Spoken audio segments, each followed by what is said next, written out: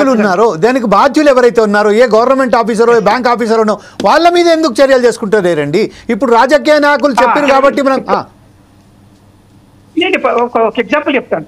Yes bank chairman ఏదో case, ఏదో unexpected loan ఇలాంటి కేసు జరిగిందని 4 సంవత్సరాలు జైల్లో ఉన్నారు ఎస్ బ్యాంక్ చైర్మన్. మొన్ననే బయటకు వచ్చారు. 4 సంవత్సరాలు జైల్లో ఉన్నారు బ్యాంక్. మిగతా కంపెనీ చైర్మన్స్, డైరెక్టర్ చాలా మంది జైల్లో ఉంటారు. కానీ జైల్లో ఉంటే మనకు రికవరీ రాదు కదా. రికవరీ కావాలంటే వాళ్ళ ఉన్న ఆస్తుల్ని అటాచ్ చేసి బ్యాంకులు రికవర్ చేసుకోవాలి. అది పర్పస్. వాళ్ళు జైల్లో ఉంటే ప్రయోజనం లేదు, మనకు బ్యాంకులకే ప్రయోజనం లేదు, దేశానికే ప్రయోజనం లేదు. వాళ్ళు కూర్చోబెట్టి పెట్టడం తప్ప. వాళ్ళు ఎవరికి ఇచ్చారో వాళ్ళ నుంచి రికవరీ చేయాలి. లేండి లాస్ట్ ఎవరికి ఏరింది అక్కడి నుంచి తీసుకొని రికవరీ చేయాలి. అది ప్రయత్నం జరుగుతుంది, జరుగుతలేదు కాదు. కానీ ఆలస్యం అవ్వడానికి 10 సంవత్సరాలు పడుతుంది, ఇంకెక్కువ టైం కూడా పడుతుంది. కాబట్టి ఎందుకంటే నెగ్లిజెంట్గా ఇచ్చారు, నిర్లక్ష్యంగా, బాధ్యతారహితంగా అప్పులు ఇచ్చారు. దానికి ఎవరు బాధ్యులు అంటే ఇచ్చిన వాళ్ళ బాధ్యులు, దానికి సహకరించిన వాళ్ళ బాధ్యులు, తీసుకున్న వాళ్ళు కూడా బాధ్యులు. Right sir. ఇదే విషయంపై ఇంకొకసారి మనం ఇంకొక అంశానికి వెళ్దాం. ఇప్పుడు ప్రస్తుతం లక్ష్మీనారాయణ గారు మీరు చెప్పండి. ప్రస్తుతం ఏదైతే కేంద్ర బడ్జెట్ ఏదైతే ప్రవేశపెట్టిన తర్వాత నిర్మలా సీతారామన్ గారు మాట్లాడుతూ మేమైతే బడ్జెట్ కేటాయించాము, కాకపోతే రాష్ట్రాలు దీన్ని సద్వినియోగం చేసుకుంటలేరు అనే ఒక పరోక్షంగా ఒక ట్వీట్ కూడా చేయడం జరిగింది. అంటే ఒక చురుకన కూడా పెట్టడం జరిగింది. దీని విషయంలో రాష్ట్రాలకు సంబంధించింది మనం చూస్తే, మన రాష్ట్రానికి సంబంధించి వస్తే, తెలంగాణ ఆంధ్ర రాష్ట్రాలకు సంబంధించి వస్తే మనం ఇంత నిరుపయోగంగా ఎందుకు కేటాయించిన బడ్జెట్ను కూడా సరైన పద్ధతిలో ఉపయోగించలేకపోతున్నామండి? కేంద్ర ప్రభుత్వం 2-3 రకాలుగా రాష్ట్రాలకు నిధులు సమకూరుస్తుంది. పైన ఆర్థిక సంఘం ద్వారా వచ్చే నిధుల్ని ఏ రాష్ట్రము తీసుకోకుండా వాటిని నిరుపయోగం చేయడంలా, ఆర్థిక సంఘం కేటాయించినటువంటి సిఫార్సు చేసినటువంటి తర్వాత పార్లమెంట్ ఆమోదించినటువంటి దాని ప్రకారం కూడా నిధులు ఇవ్వడంలో జాప్యం చేస్తున్నది కేంద్ర ప్రభుత్వం. రాష్ట్రాల పట్ల వివక్షత చూపెడుతున్నది అని విమర్శలు వెల్లువెత్తుతుంటాయి. రెండవది గ్రాంట్ల రూపంలో ఇవ్వాలి. ఆ గ్రాంట్ల రూపంలో కూడా ఇప్పుడు సక్రమంగా ఇవ్వడం లేదు, రాజకీయ వివక్షత చూపెడుతున్నారని చెప్తున్నారు. మూడవది కేంద్ర ప్రాయోజిక పథకాలు వాటి స్వరూపాన్నే మార్చేశారు. ఈరోజు అన్ని రాష్ట్రాలలో అన్ని ఉపయోగం ఉండదు. తెలంగాణలో అవసరమైన వాటికి కొన్ని ఉంటాయి, ఆంధ్రప్రదేశ్లో ఉపయోగపడేటివి కొన్ని ఉంటాయి.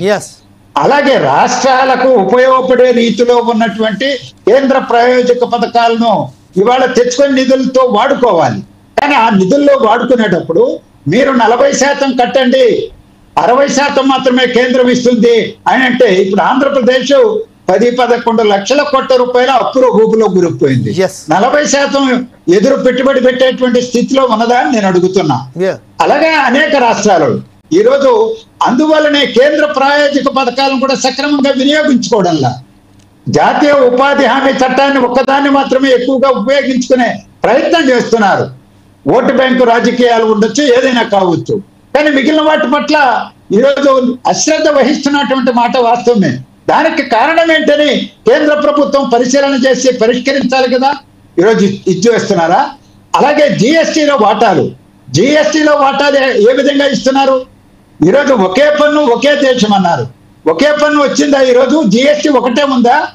సెస్సులు ఎందుకు వసూలు చేస్తున్నారు? ఆ 3-4 రకాల సెస్సులతో వసూలు చేసే సొమ్ములో రాష్ట్రాలకు వాటా ఉందా? లేదు. అది కేంద్ర ప్రభుత్వం తన ఇష్టారాజ్యంగా వినియోగిస్తుంది. ఈరోజు ఇంతకుముందు మీరు చెప్పారు ఎన్నికలు ఎక్కడుంటే ఆ రాష్ట్రానికి ఎక్కువగా ఇస్తారని. బీహార్కి ఇచ్చారు వెయిటేజీ, ఇప్పుడు లేదా ఇంకొకరికి ఇచ్చారు. ఎందుకు విమర్శలు వస్తుంటాయి? వివక్షత కూడినటువంటి ఆర్థిక విధానాలని అమలు చేస్తున్నందుకే బడ్జెట్లో కేటాయింపులు అలాంటి దృష్టితో చేస్తున్నారు కాబట్టే ఈరోజు విమర్శలు ఎక్కువ పెట్టబడడం జరుగుతున్నది. Right sir. ఇదే విషయంపై మరొకసారి హనుమాన్ గారి దగ్గరికి వెళ్దాం. హనుమాన్ గారు ఇప్పుడు ప్రస్తుతం ఏదైతే చెప్పారు, మీరు ఏదైతే కేంద్రం బడ్జెట్ కేటాయించిందో ఈ విషయంపై పన్నులు ఏదైతే విధించిందో ఆ పన్నులలో మనం చూసినట్టయితే ఒక పాప్కార్న్, ఒక చిన్న పిల్లగాలు తీసుకునే పాప్కార్న్కు సంబంధించింది అది అన్ప్యాక్డ్ అయితేనేమో 5%, ప్యాక్డ్ అయితేనేమో 12%, ఇంకొకటి దాని మీద ఉప్పు కలిపినట్టు మాత్రాన 18%. అలాగే మనం రాసుకునే నూనెకు కూడా వాళ్ళు దానికి సంబంధించిన పన్నులు విధించారు, దానికి సంబంధించి ట్యాక్సెస్ విధించారు. ఇది ఎంతవరకు సంబంధించి ఒక మధ్యతరగతి. ఇంకో విషయం ఏంటంటే ఇన్కమ్ ట్యాక్స్ సంబంధించింది వాళ్ళు మనకు చెప్పారు. ఇప్పుడు వాళ్ళకి ఒక మినహాయింపు జరిగిదామని చెప్పారు.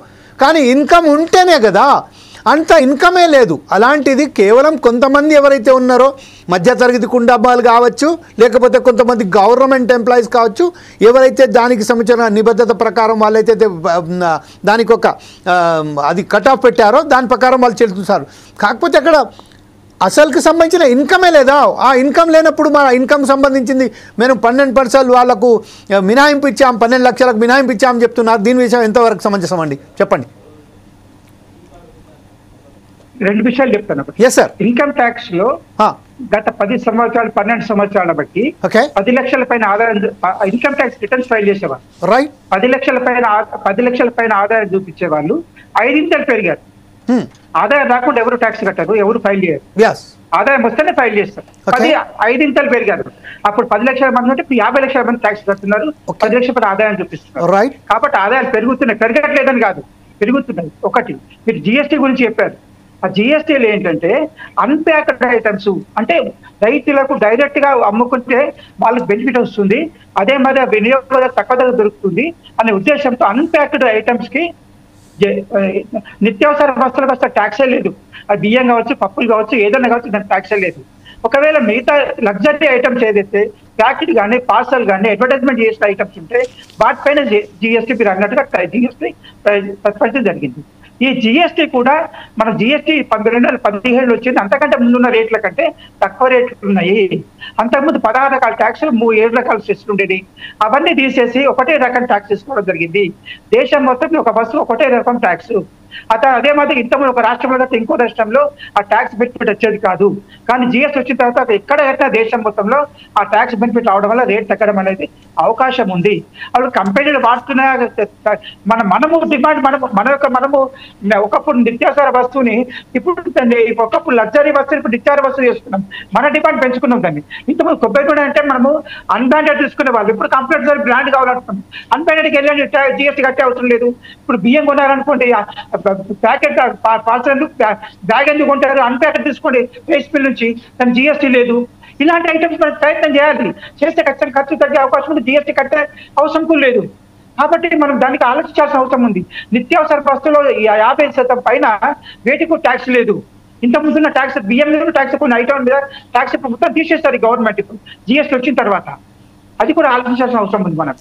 Right sir. మనం ఒకసారి లక్ష్మీనారాయణ